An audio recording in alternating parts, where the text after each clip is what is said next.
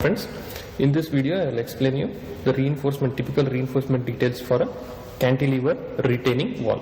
Here we have a figure of a cross section of the cantilever retaining wall, typical cantilever retaining wall. Here we have all the details. You can see this is the top of the retaining material, this is the height of the retaining wall, depth of base slab, width of base slab, and so on. Okay. Next I'll show you what are the typical load distribution pattern on all the structural elements and the soil below of a typical cantilever retaining wall. See, here we have stem or vertical wall. The dead weight or self weight of the vertical wall is coming vertically downwards. Okay, here we have this concentrated area where this load is concentrated. Here this vertical downward arrow marks are showing the weight of the retained material. This is the retained material. The weight of this material is acting downwards. It is acting from the back of the retaining wall up to the heel slab, end of the heel slab. Okay, this is acting vertically downward. What about this one? This triangle shows the pressure horizontal pressure of the retained material. This acts horizontal. Okay, this will put the retaining material will put pressure on the retaining wall, which the wall has to resist. And coming to this vertical pressure of the soil or retaining material, it will be coming on the heel slab. Okay. The last portion is the net upward pressure of the soil on the base of the retaining material or cantilever retaining wall. Okay, this is the base slab, and you will have net upward pressure of the soil, which is distributed equally from one end to the other. Okay, here the net pressure will be less compared to it will be lesser than the SBC of the soil. Okay, next part we have this figure shows the cross section of the cantilever retaining wall, where there are it will show you the failure modes, where all you can expect the failures. Okay, see here the pressure of the soil increases with depth. From this figure you can see the pressure of the soil increases with depth. So as you go from top to the bottom, the pressure goes on increasing, and also moment will be maximum, shear force and moment will be maximum for a stem where it joins the base slab. So the first part is the first point where the failure occurs is where the stem meets the base slab. Okay, you can expect failure over there. So how to stop this failure? You have to increase the thickness of the stem and provide reinforcements. Okay, next will be, see here there is the vertical load or self weight of the retaining material coming on the heel slab. So this portion acts in the form of a cantilever, and you can expect failure where the heel slab joins the stem. Okay, at this portion you can expect a failure. So you have to provide reinforcement in this horizontal direction over here. And the last point is where the toe slab meets the cantilever vertical wall. There you can expect failure, or there you can expect cracks to occur. So this vertical forces are nothing but the net upward pressure from the soil.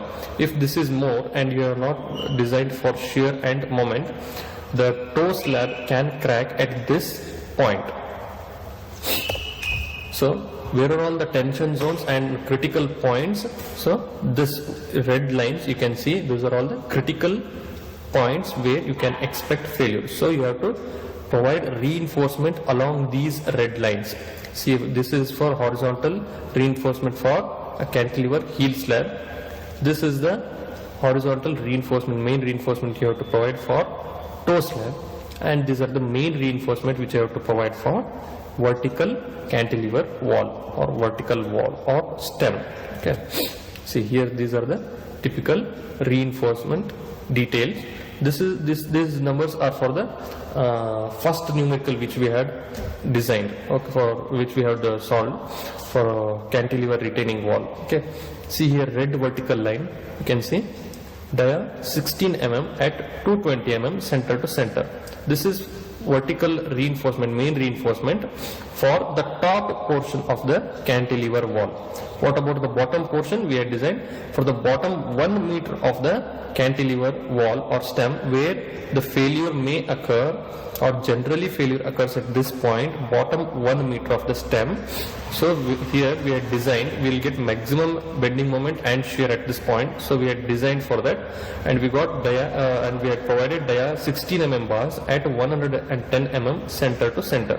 This is the main portion where we are expecting failure. So we will provide this much reinforcement to stop the failure. Okay, and we had distribution bars, and we had got this as dia 8 mm at 200 mm center to center. We had got some ASJ based upon minimum reinforcement required, and we are providing dia 8 mm at 200 mm center to center. Okay, this is just an example.